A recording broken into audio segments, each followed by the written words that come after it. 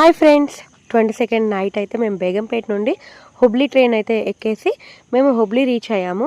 అక్కడ నుండి మా డాడీ వాళ్ళ పెద్దమ్మ కూతుర్లు, మా మేనత్తలు అయితే ఉంటారు కర్ణాటకలో. వాళ్ళందరిని అయితే మేము వెళ్ళి కలిసి వాళ్ళతో చాలా టైం స్పెండ్ చేసాము. ఆఫ్టర్ 4 years తర్వాత ఇక్కడికైతే వచ్చాము.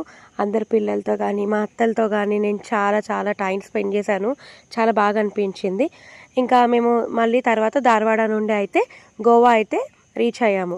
మేము గోవా మొత్తం అయితే చూసాము. గోవా చాలా చాలా మంచిగా అనిపించింది. గోవాలో టైం స్పెండ్ చేసాము.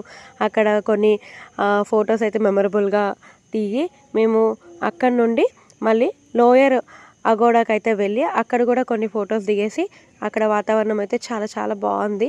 మేము ఇవన్నీ తిరిగేసి మళ్ళీ గోవా నుండి మేమైతే ముద్రేశ్వర్ అయితే రీచ్ అయ్యాం. ఇలా ముద్రేశ్వర్ అయితే రీచ్ అయ్యి అక్కడ ఎర్లీ మార్నింగ్ మేము దర్శనం చేసుకొని టిఫిన్ కూడా చేసేసి రాజగోపురంలో 18 అంతస్తులు అయితే ఎక్కి శివుని దగ్గర నుండి చూసిన ఫీలింగ్ అయితే వచ్చింది. చాలా చాలా బాగా అనిపించింది.